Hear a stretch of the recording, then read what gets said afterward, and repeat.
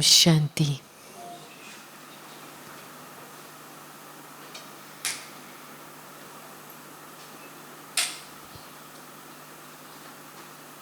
ज्ञान का पहला लेसन क्या है?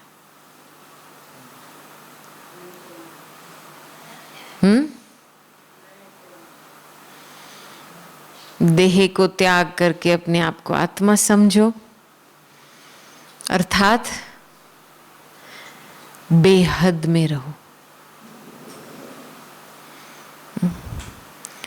अपने आप को देह का जो हद, देह के पदार्थ का जो हद होता है, उससे बाहर निकालो। और ज्ञान का लास्ट पेपर यही है, बेहद में रहना। फिर बीच में बहुत सारी बातें आती है। हम एक हद को छोड़ के थोड़ी सी मुक्ति प्राप्त करके दूसरा एक सूक्ष्म और जंजीर आ जाती है। फिर उसको रियलाइज करके उसको छोड़ करके तीसरा, क्योंकि हमने बहुत समय से देह का सपोर्ट लिया है, देह के आधार चले हैं, देह के कंफर्ट के आधार से चले हैं।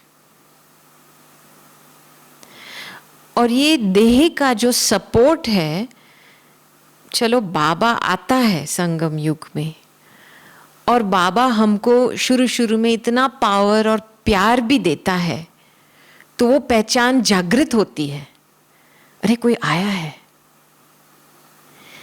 लेकिन उस पहचान में रहने के लिए ताकत चाहिए, क्योंकि हमारी सारी सिस्टम बनी है देह के सपोर्ट के आधार से, ना कि परमात्मा के सपोर्ट के आधार से।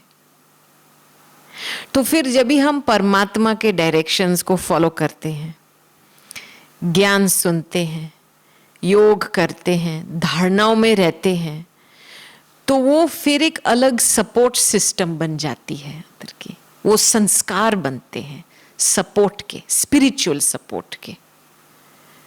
फिर जब वो सपोर्ट सिस्टम होता है, तभी आप बेहद में रह सकते हैं। संस्कार के बिना तो रह नहीं सकते हैं। तो मैं सोच रही थी, और ये एक बाबा की वाणी से भी एक संबंधित बात है, कि संगम युग में सबसे सूक्ष्म बंधन कौन सा होता है? क्या? देखा बांध तो मोटा रूप है। मन किस बात में? और ये समझो एक सोने की जंजीर है। ये श्रेष्ठ कर्मों का भी बंधन होता है। नहीं, अब देखो, भक्ति मार्ग में भी हम सोचते थे, भावना में आकर के हम अच्छा कर्म करें, किसके लिए? कुछ अच्छी सेवा करे, बस सेवा कर लिया, इस तरफ पाप भी बढ़ा, इस तरफ सेवा भी कर लिया। वो तो भक्ति मार्ग में भी चलता था। ज्ञान मार्ग में भी श्रेष्ठ कर्मों का फल जमा होता है, हम अक्यूमुलेट करते हैं। लेकिन कभी कभी उसको भी, उससे भी पार जाके बेहद में रहना, ताकि श्रेष्ठ कर्मों का हमको अट्रैक्शन ना हो, ये भी एक बड़ी बात है।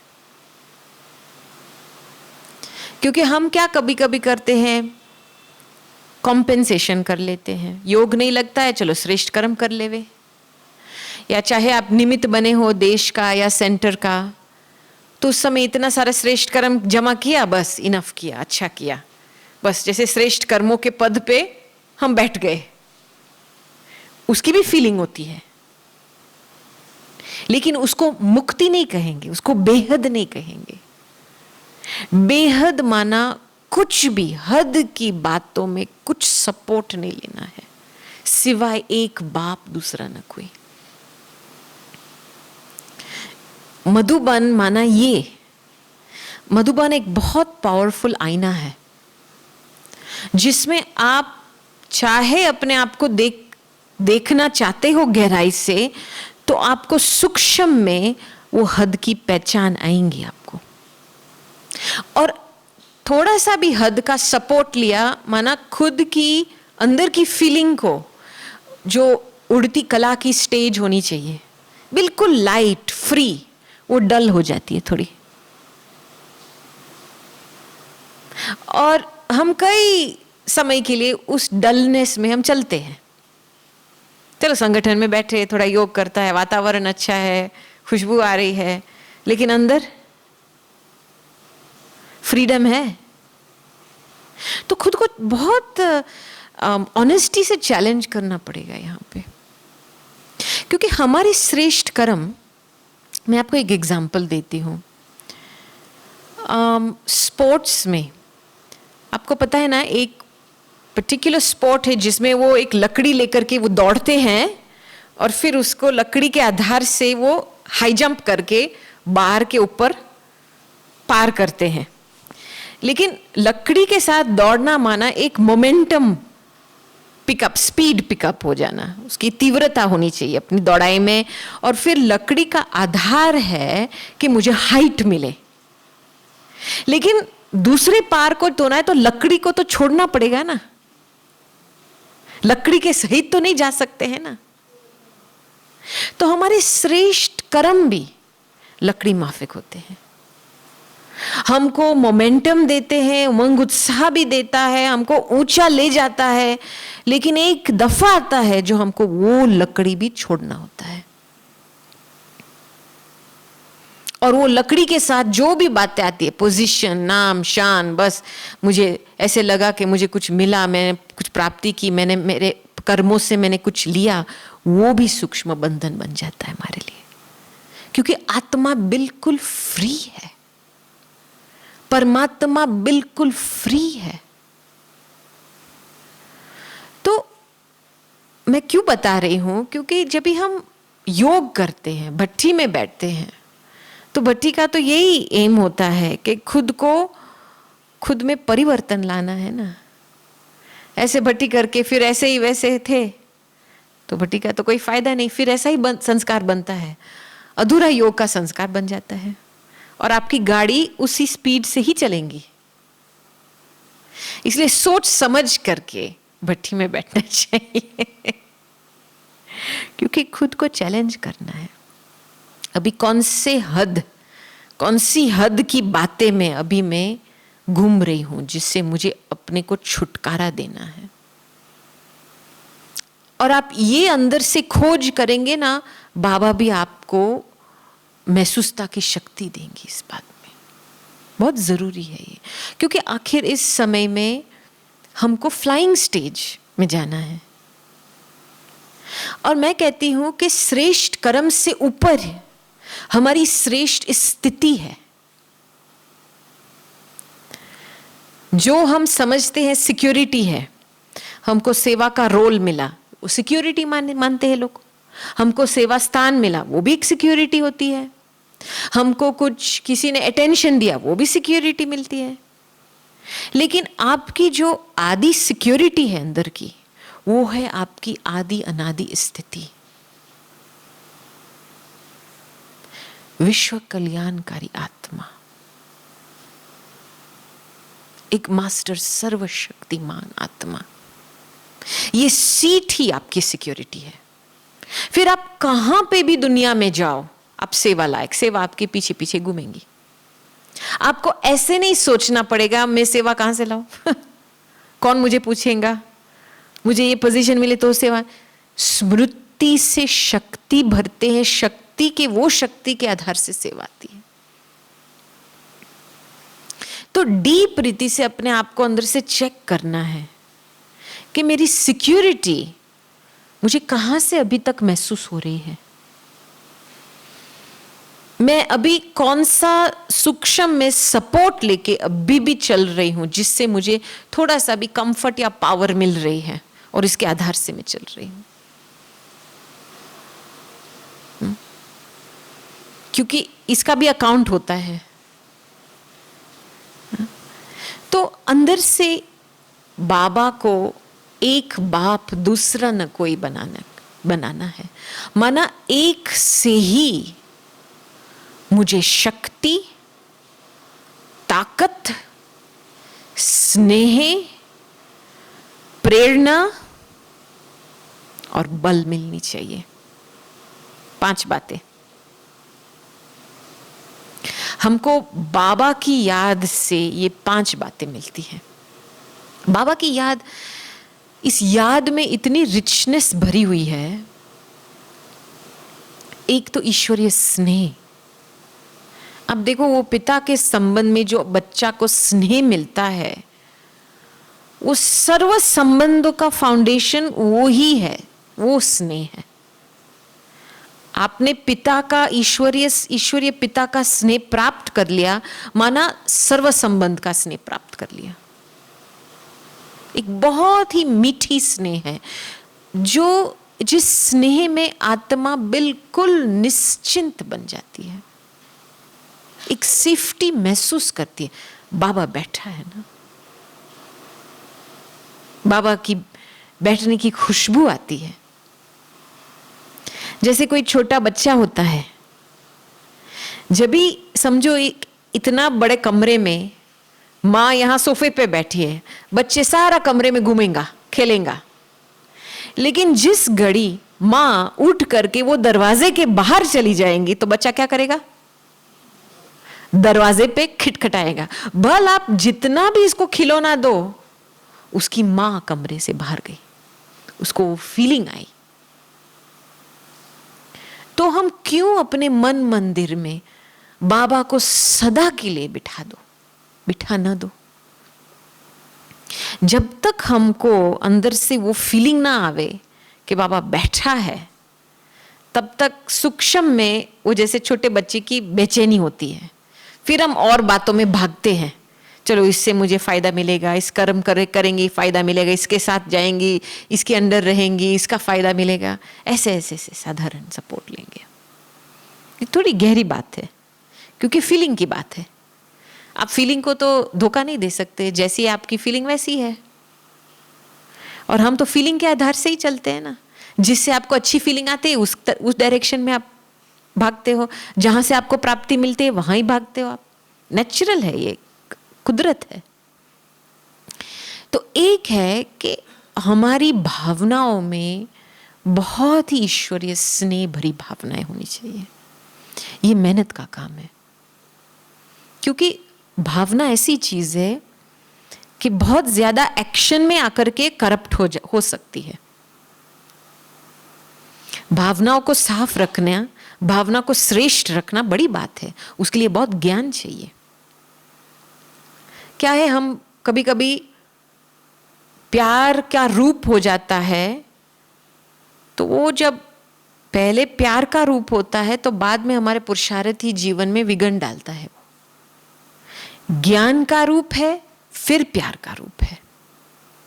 ज्ञान सहित प्यार रहेगा तो वो बेहद की सेवा लायक का प्यार है, एक्यूरेट प्यार है। मैं आपको एक उदाहरण देती हूं। एक बारी क्या हुआ, हम दादी जी के साथ ऑक्सफोर्ड में थे, और उस समय हमने एक भाई के साथ, जो उस समय बीके भाई था, अभी तो नहीं है, ब्रायन बेकन करके पूरा SML का कोर्स कराया था। तो सारे यूरोप के जो बड़े बड़े कंपनीज के CEOs हैं, 35-40 जितना का प्राइवेट रिट्रीट की थी ऑक्सफोर्ड में, जिसमें ब्रायन और दादी दोनों रिट्रीट के मेन रिसोर्सेज थे। तो एक शाम का टाइम था, तो दादी जी पूरा समय के लिए हाजिर थी, बीच बीच में योग का अभ्यास कराया था। सभी को बहुत अच्छा लगा कि स्पिरिचुअल लीडर के हिसाब से हमारे साथ रह रही है। तो एक शाम का समय था जिसमें इन दोनों का इंटरव्यू होना था, ब्रायन और दादी का। और वो हमारा लंदन का भाई नेविल भाई, वो इंटरव्यू ले रहा था दादी से और ब्रायन भाई से। तो नेविल भाई ने, हम ट्रांसलेशन कर रहे थे, तो नेविल भाई ने ये प्रश्न पूछा दादी को कि दादी आप हमको बताओ कि ये ब्रायन की स्पेशलिटी क्या है, आप इसको 25 साल से ऊपर जानते हो, उसकी विशेषता क्या है? प्रश्न तो सिंपल है। तो दादी ने थोड़ा गोलमोल जवाब आप देख रहे हो, अपना काम कर रहा है, सेशंस ले रहा है, जो इसने ईश्वर से लिया है वो आप देख रहे हो, ऐसे ऐसे करके 2 मिनट के बाद नेविल भाई कहता है फिर दादी को, दादी आप सिर्फ प्रश्न का सीधा जवाब दे दो कि ब्रायन भाई की ये विशेषता है, ठीक है? तो दादी ने बोला ना, दादी क्यों बीच में इंटरफियर करे? ड्रामा अनुसार वो अपना पार्ट बजा रहा है और आपको प्राप्ति मिल रही है जो इसने लिया है।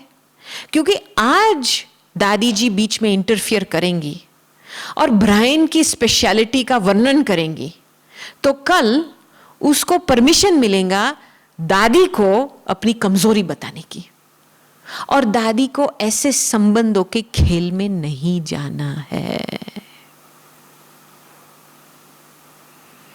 प्योर लव समझा? ये है ज्ञान युक्त प्यार,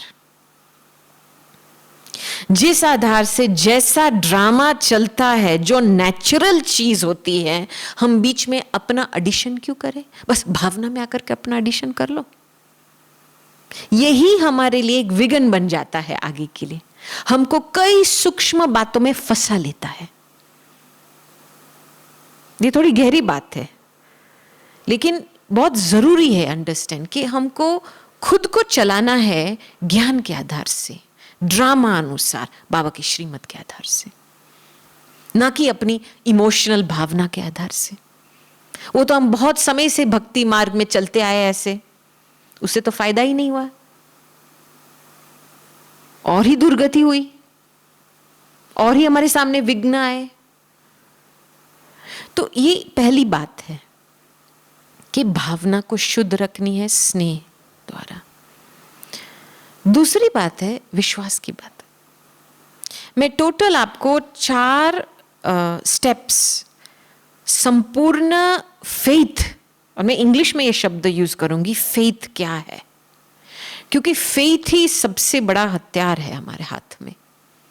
फेथ ना है तो गाड़ी आगे ही नहीं बढ़ सकती। लेकिन हिंदी में इसके बहुत सारे अलग विंडोज है, शब्द है।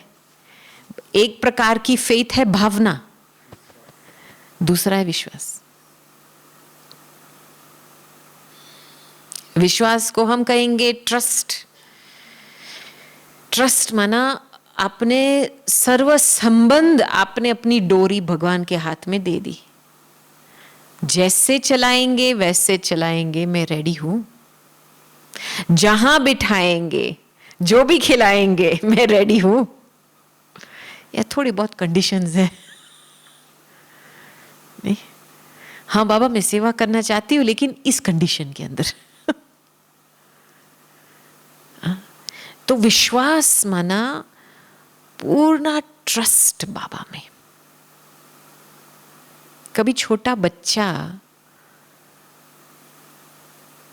इफ यू इंटरेस्टिंग देखा जाए तो छोटा बच्चा भी, बेबी, पूरा विश्वास के आधार से चलता है ना। उसको पता है उसके माँ बाप उसको प्यार करेंगे, इसमें कोई संशय नहीं है, और जो माँ बाप कहते हैं उस पर ही चलता है। अपना तो नहीं सोचता है कि मेरा आगे का भला क्या होगा, मेरा फ्यूचर क्या है, मेरा कौन देखभाल करेगा। विश्वास माना ये, इसको हम ब्लाइंड फेथ नहीं कहेंगे, लेकिन उसकी पहचान है जिसने हमको गारंटी दी है कि आप मेरे डायरेक्शन पे फॉलो करेंगे तो मैं आपके लिए रिस्पॉन्सिबल हूं ही। इसमें 1-2 दिन पहले मैं एक दूसरा उदाहरण देती हूँ आपको। विदेश की बात है, कई छोटे छोटे सेंटर्स को अभी थोड़ा पैसे का मामला है, लॉकडाउन हुआ है, भंडारा में आता नहीं है, तो छोटी छोटी सेंटर्स की जो बहनें हैं, 1-2 ऐसी जगह है जो 1-2 बहनें मूंझ गई है, ऐसी जगह है कि 1-2 बहनें बड़ी सेंटर में आ गई है। तो वैसे तो यज्ञ का डायरेक्शन तो फिलहाल है, आप मैनेज नहीं कर पाते तो बड़े सेंटर में आ जाओ। भारत में तो ऐसे ही हो रहा है कई 1-2 जगह पे, विदेश में इतना इजी नहीं है। लेकिन हमने एक सिचुएशन में देखा है कि जिस बहन ने अपने थोड़ा उसके बड़े के साथ संबंध ठीक नहीं रहा और थोड़ा अपना वो भी था कि मुझे अपना सेंटर चाहिए, अपनी एरिया चाहिए। वो तो उस आधार से वो छुट्टी बड़े सेंटर से, उसका सेंटर बना दिया, वो सब कुछ कर लिया। अभी इसको बॉक्स में कुछ नहीं आ रहा है, अभी इसको अंदर से बहुत डर हो रहा है, मेरा क्या होगा, मेरी फ्यूचर क्या है। क्यों? क्योंकि पहले से किस कारण से उसने सेंटर अपना बनाया वो यथार्थ नहीं था। जो ट्रस्टी होकर के जाता है सेवा पे, इस समय पे उसका डर नहीं होगा, क्लियर है। ये सिचुएशन है सेंटर की, बड़ों को बता दो, बड़ों के डायरेक्शन के चलो। और जो बड़ों के साथ संबंध अच्छा है तो वो आप ही आपको बुला लेंगे सेफ्टी में, आपको अपना भी नहीं सोचना पड़ेगा। लेकिन जब भी आप ऐसे सिचुएशन में पहुंचे हो जो आप बिल्कुल अपना सोच के, अपने सोच में डर के बैठे हो, माना कुछ दाल में काला है, आपने कई ऐसा डिसीजन लिया होगा जो यथार्थ नहीं था, जो शायद अभिमानवश, मोहवश लिया हुआ होगा। इसीलिए अभी आप ऐसे समय पे पहुंचे हो जो आप अपने आप को अकेले महसूस कर रहे हो। ये कर्मों की फिलॉसफी है। ये अभी भी फिर चांस है फिलहाल, अभी आप नम्र होकर के डायरेक्शन ले सकते हो, लेकिन अभी ताकत चाहिए उस डायरेक्शन में फॉलो करने का। और विश्वास के साथ निश्चय बुद्धि।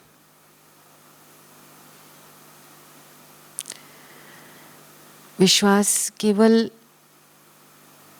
ये बाप मेरे जीवन में आया है, मेरा सर्व संबंध है, पूरा रिस्पॉन्सिबिलिटी, ये डायरेक्शन से फॉलो करके विश्वास बैठता है। लेकिन निश्चय बुद्धि जो है वो बिल्कुल जब ड्रामा के पट्टे पे बुद्धि चलती है तभी निश्चय अटूट रहता है, अचल अडोल बुद्धि का पांव बनता है, कोई भी बात हो जाए, क्योंकि निश्चय बुद्धि हमको साक्षी बना देता है। आखिर हम फिल्म में बैठे हैं ना।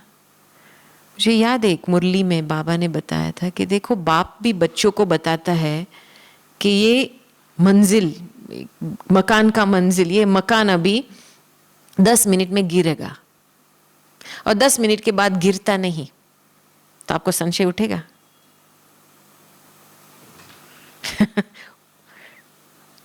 वो तो भगवान तो सत्य है, सत्यता में विश्वास करके बोला ठीक है, भगवान ने बोला और फिर भी नहीं गिरा, तो वही विश्वास में आपने संशय उठाया।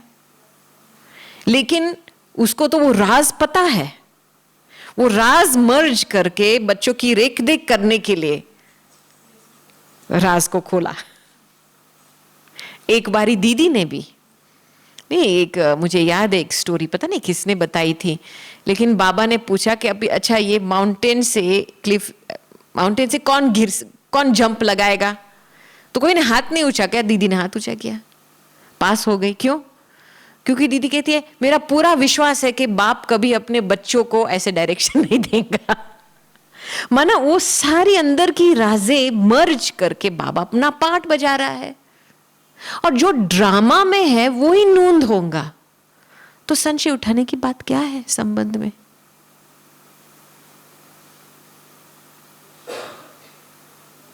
और देखो, हम साक्षी होकर के सब कुछ देखेंगे ना, तो कभी भी उस बात से हम दुख भी नहीं लेंगे। समझो कोई व्यक्ति ने रॉन्ग डायरेक्शन भी दिया होगा, वो भी ड्रामा में नूंद है, अपना पार्ट बजा रहा है, लेकिन उस समय हम साक्षी होते हैं, तभी हम उस समय भी हम हमारा पार्ट भी बजा सकते हैं, हम रिएक्शन में नहीं आएंगे।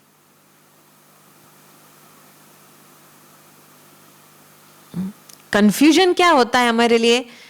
जब भी हम रिएक्शन में आते हैं, जो ड्रामा के जो सीन्स होते हैं हमारे आसपास, उसके ऊपर हम जजमेंट डालते हैं, क्रिटिसिज्म डालते हैं। माना पूर्ण रीति से जो ड्रामा है, जैसा ड्रामा है, उसकी पहचान नहीं है, सारा मदार पहचान के ऊपर है। तो निश्चय बुद्धि में ये फिट हो गया है कि मैं न केवल एक आत्मा हूं, लेकिन मैं इस विराट ड्रामा एक बेहद की एक्टर हूं। ये एक विराट फिल्म है, हर एक अपना अपना पार्ट बजा रहा है। मेरा पार्ट क्या है? और फिर उसके बाद जो चौथा लेवल है कॉन्फिडेंस, जिसके आधार से हमारे कर्म में जो कॉन्फिडेंस होता है, माना अभिमान वाला कॉन्फिडेंस नहीं, लेकिन ऐसा एक फर्मनेस कहेंगे, स्टेबिलिटी हमारे एक्शंस में, और वही एक्शंस औरों का उद्धार करने के लिए लायक बन जाएगा। क्योंकि जो हम विश्वास से, निश्चय से कर्म लेते हैं, वही औरों का भाग्य खुलता है उससे। तो इसमें हमको बाबा से स्नेह न केवल लेना है, शक्ति भी लेनी है। इसकी भी चेकिंग होनी चाहिए। मेरे में कितनी शक्तियों की महसूसता हुई है। सहन शक्ति की कमी है, धैर्यता की शक्ति की कमी है, मर्ज करने की शक्ति है, समाने की है। कभी कभी पेट थोड़ा कमजोर हो जाता है, बहुत सहन कर लिया है। ऐसे कभी फीलिंग आती है ना, ये हद में आ गई। तो शक्ति को जमा करना है, बाबा से लेना है शक्ति।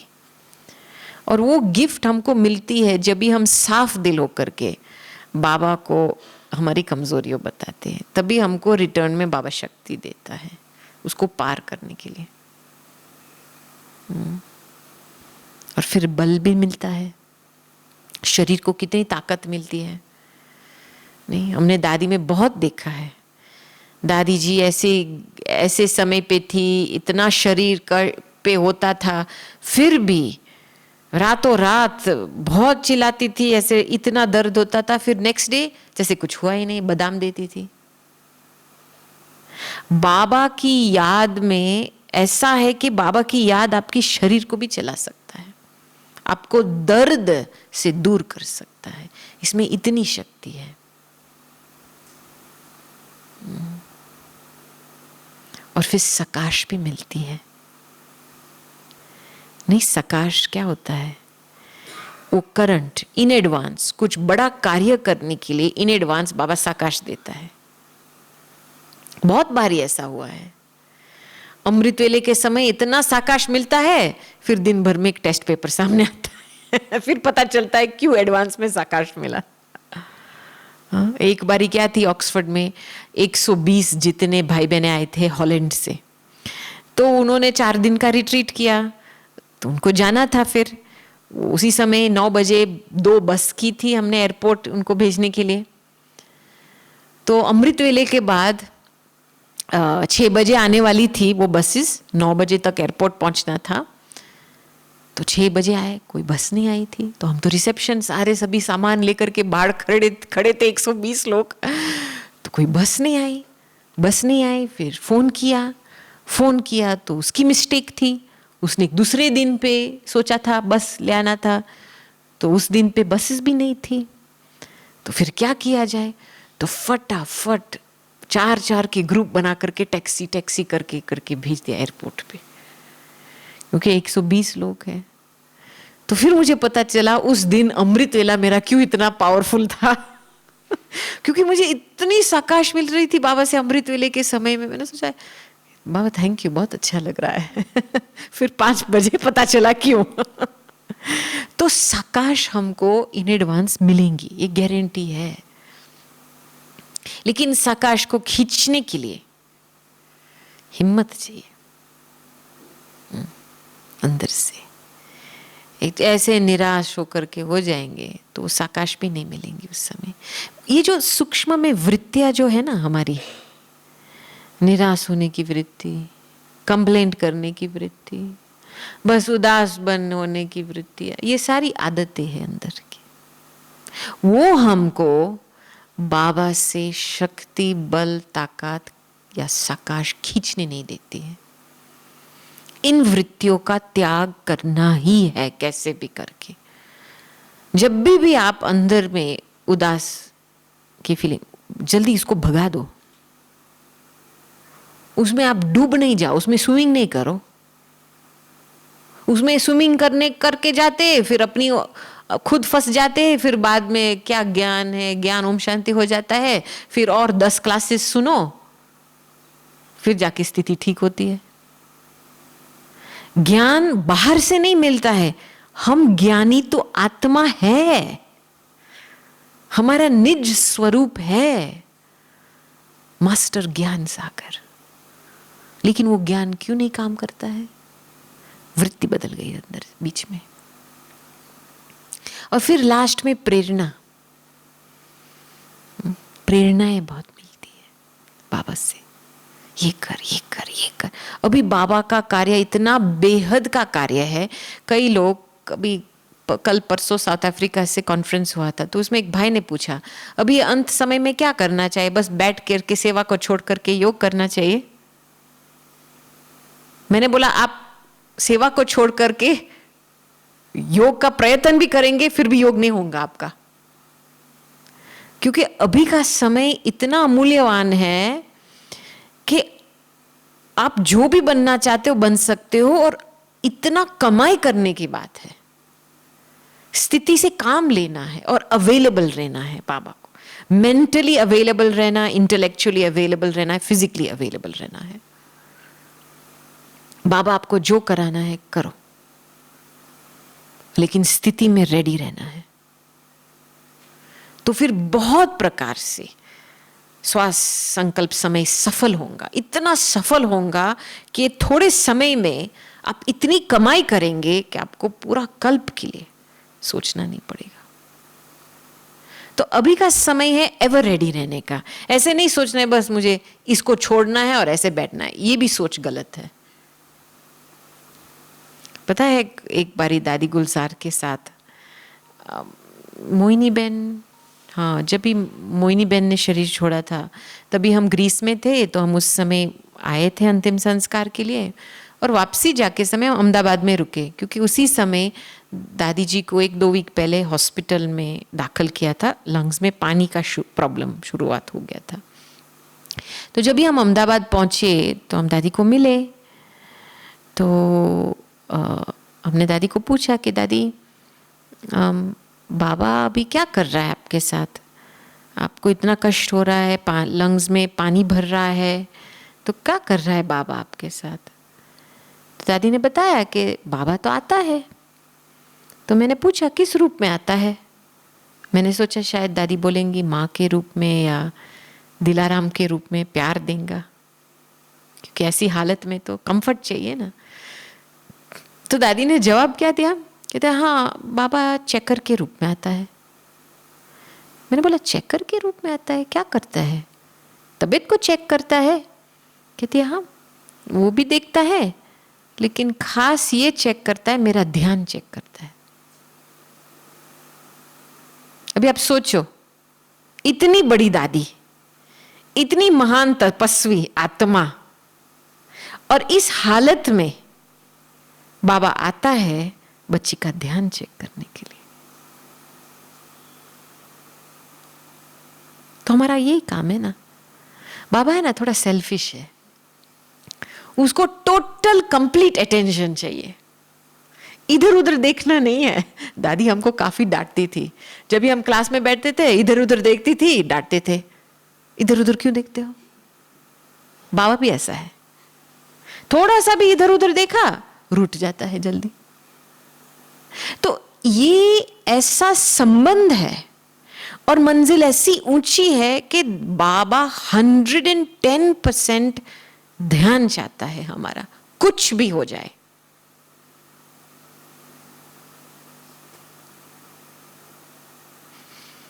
तो ध्यान की जब बात आती है, माना अटेंशन, ट्रांस की बात नहीं, हाँ ये अटेंशन की बात है। तो अटेंशन तो आप कहीं भी जगह पे रख सकते हो। श्रेष्ठ कर्म करते हुए भी आप ध्यान में, बाबा के ध्यान में रह सकते हैं। ऐसे नहीं कर्म को छोड़ करके योग में बैठना है। ध्यान ऐसी फैकल्टी है, अटेंशन ऐसी फैकल्टी है, आप कर्म करते हुए भी एक संकल्प में रह सकते हैं, उससे श्रेष्ठ कर्म बनता है। और जैसे वो कर्म खत्म, भूल जाओ, जैसे कुछ हुआ ही नहीं।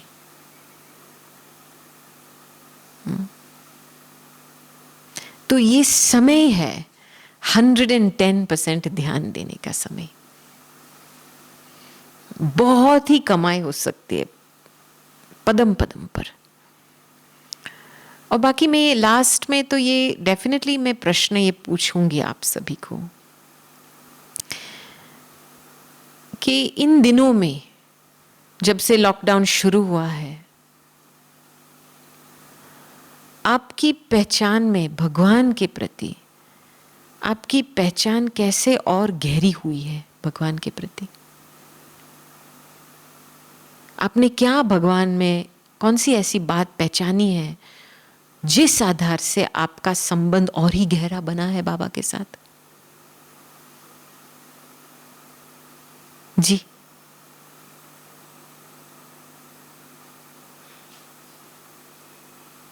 आपने क्या महसूस किया है, क्या पहचान किया है? बोलो।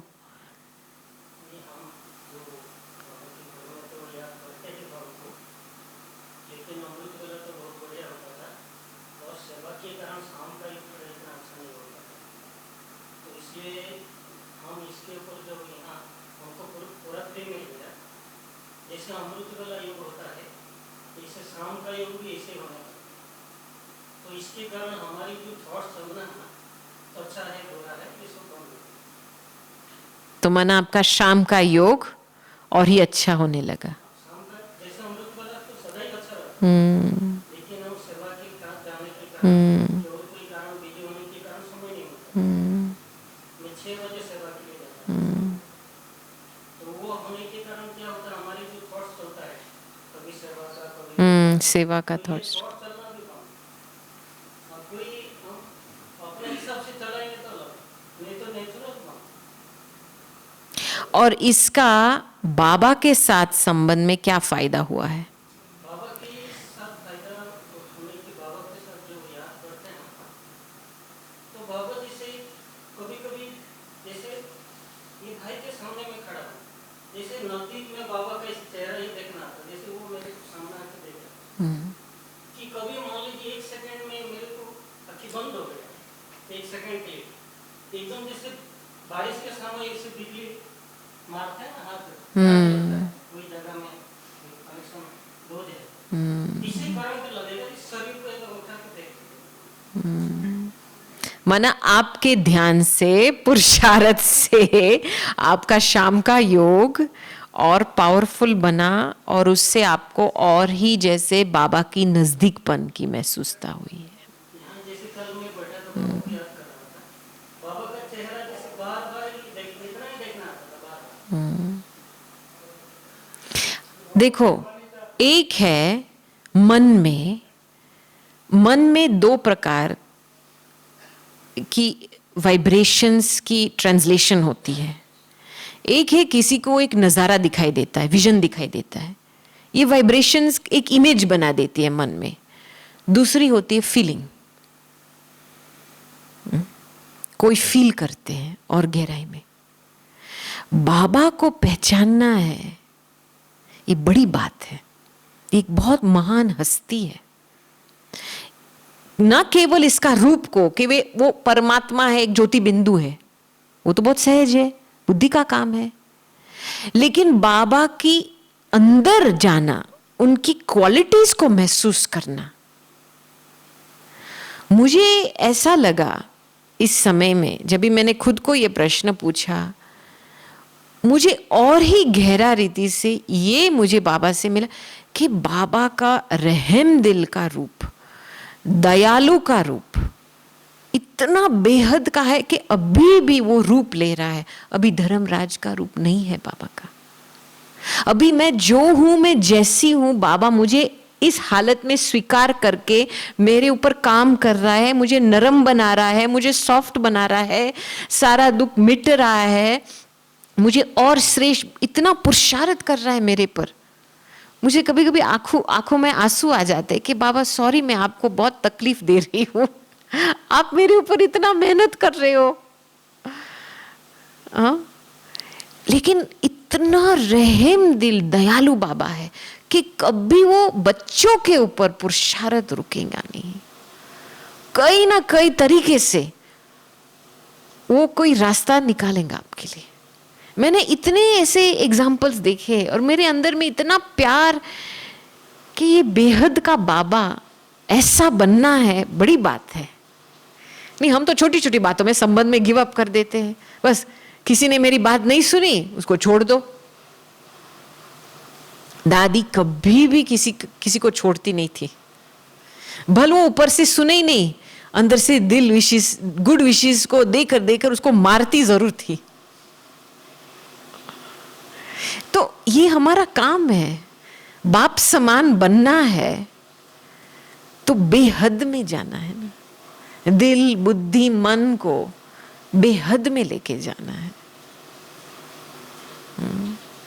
तो ये सब पहचान के ऊपर आधारित है। भगवान को कितना पहचाना है मैंने, क्योंकि लास्ट में तो यही खेल तो इसके ऊपर ही है ना। पहचान से ही सब कुछ शुरू होता है। फिर पढ़ाई हम ग्रहण कर सकते हैं, जैसे हम पढ़ाई को धारण करते हैं, उसकी प्राप्ति होती है, हमको क्लैरिटी मिलती है, गुण आते हैं, प्राप्ति से फिर हमारी पुरुषार्थ की गाड़ी बढ़ती है आगे, पुरुषार्थ का रास्ता क्लियर बन जाता है और पुरुषार्थ के आधार से पद मिलता है। दादी हमको कायम कहती थी, पद का ख्याल है आपको?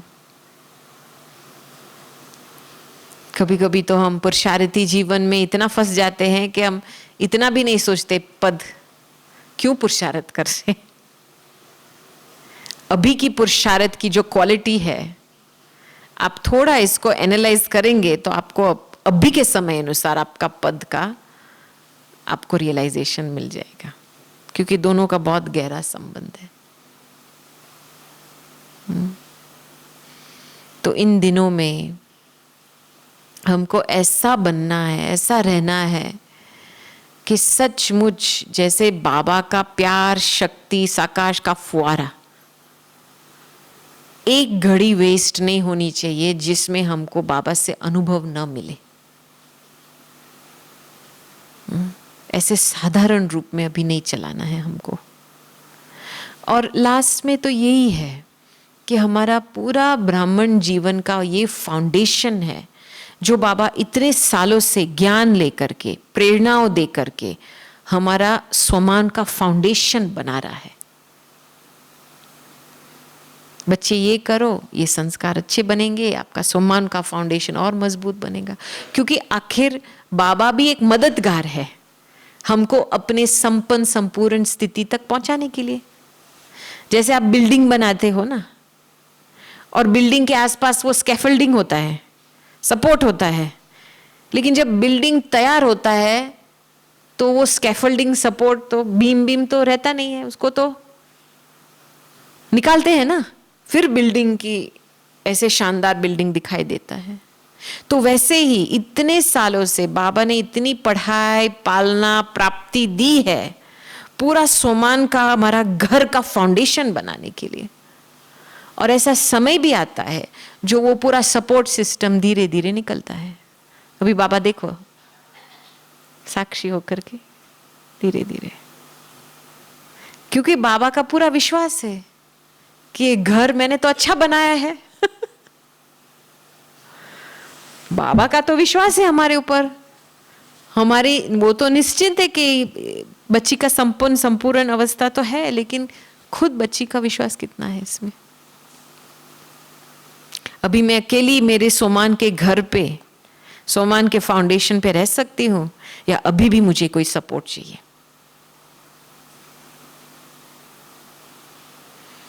पेपर इसमें ही आएगा। तो ये सारी बातें बेहद में लेके जाने की बातें हैं, अपने दिल मन को, वृत्ति को चैलेंज करने की बातें हैं, ताकि हम साधारणता से ना चले, लेकिन जो बाबा चाहता है और जो हम भी चाहते हैं अंदर से, कि हम वो उड़ती कला महसूस करें। हम ना हमारे पुराने संस्कार स्वभाव के दबाव में रहे, कंट्रोल में रहे, ना मोहवश हमारा कुछ कर्म हो। फिर कहेंगे सचमुच संपूर्ण स्वतंत्र आत्मा, ये हमारा लक्ष्य है। बकरी चल के नहीं बनना है ब्राह्मण जीवन में, स्वतंत्र बनना है। ओके जी। योग करना और योग कराने में डिफरेंस क्या है? अभी हम यहाँ योग करने के लिए बैठे हैं, जी योग कराने के लिए वहाँ बैठे हैं, जी। कैसे योग करते हैं? तो अगर आप योग करना और योग कराने में अंतर क्या है, ये प्रश्न है। देखो, इसमें कोई एक्चुअली वास्तव में अंतर नहीं है, क्योंकि योग योगी है और वो बाप की याद है। स्मृति, एक स्मृति बनाने की बात है। तो चाहे मैं वहां बैठी हूं चाहे यहां बैठी हूं, वो काम तो मेरा है। लेकिन इसमें क्या है कि बाबा को कुछ कराना होता है तो वो आपको जरूर यूज करेगा। जैसे बाबा कभी कभी कहता है ना, मुझे इसके तन में प्रवेश करके इसको ज्ञान देना है, तो कभी कभी किसी को साक्षात्कार कराना है, वो बाबा का काम है। लेकिन वो मेरी पुरुषार्थ से नहीं हुआ है। कभी कभी क्या होता है, कई लोग कहते हैं मैं जब स्टेज में होती तभी योग लगता है। वो तो फ्री में आपको एक गिफ्ट मिल रही है, क्योंकि बाबा को अपना काम कराना है।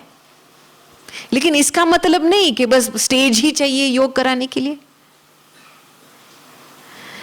ये अंदर की दिल की लगन, स्मृति की बात है कि जितना मैं यहां बैठ करके भी मैं गुम हो सकती हूं, यहां बैठ करके भी मैं गुम हो सकती हूं। ये मेरी मेहनत है। इन दोनों को सेपरेट करना बहुत जरूरी है, बहुत जरूरी है। नहीं तो क्या होता है, सेवा का अभिमान बहुत आता है, स्टेज का अभिमान बहुत जल्दी आ जाता है। क्योंकि बाबा करण करावना रहे, बाबा अपना काम करेगा कैसे भी करके। वो तो समझो एक जैसे आप निमित्त बने हो, एक फ्री गिफ्ट मिली है आपको। लेकिन मेहनत, पुरुषार्थ, संस्कार बनाना वो हमारा काम है। और ये दोनों डिफरेंट है। तो इसलिए अपने आप को चेक करना होता है कई बातों में। मैं भी अपने आप को चेक करती हूँ। मुरली के समय जितना मुझे नशा चढ़ता है, मुरली पढ़ने में समय मुझे इतना नशा होता है सुनने के समय, और उतना ही नशा होता है जब भी मैं क्लास में पढ़ती हूं, क्लास के सामने पढ़ती हूं। तीनों नशे समान है ये थोड़ा फर्क पड़ता है? नहीं, मुझे मुरली कोई देवे पढ़ने के लिए तभी मेरा नशा चढ़े।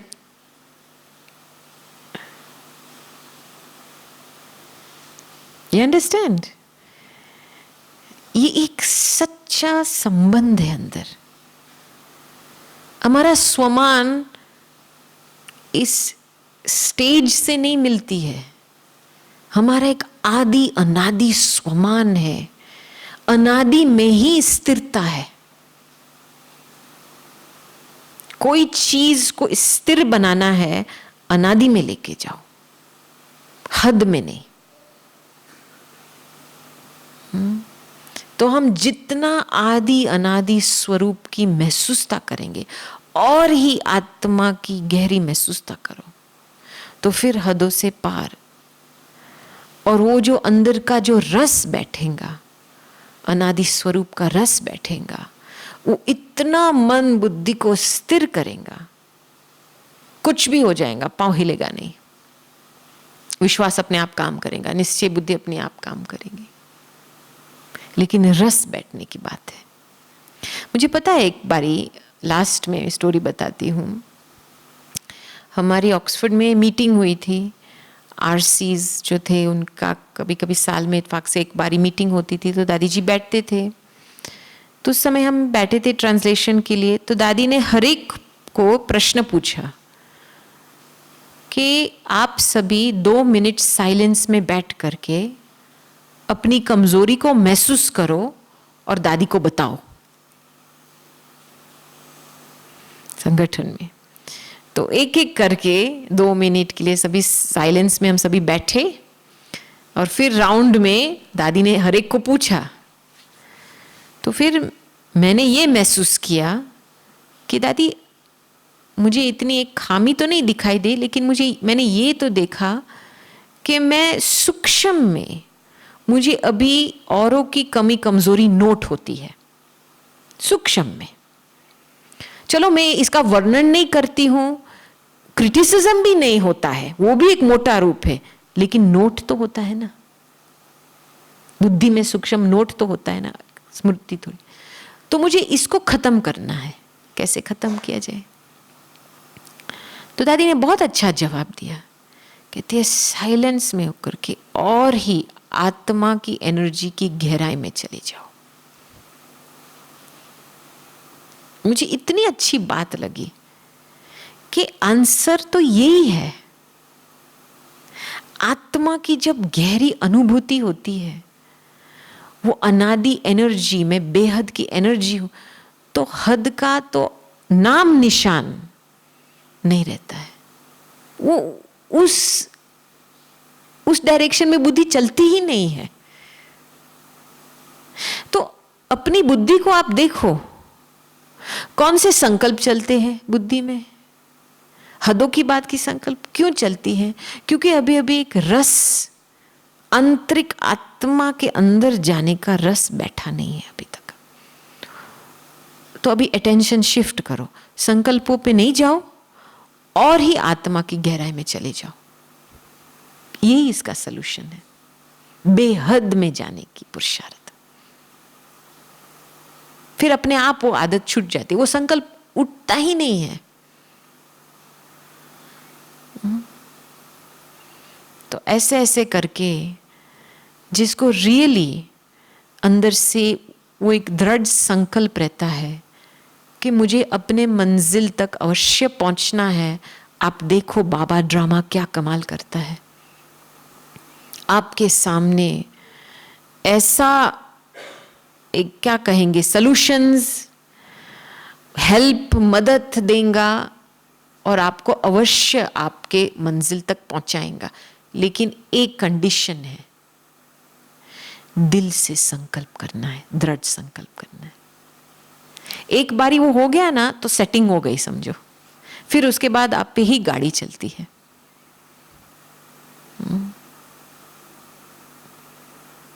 ओके, ओम शांति।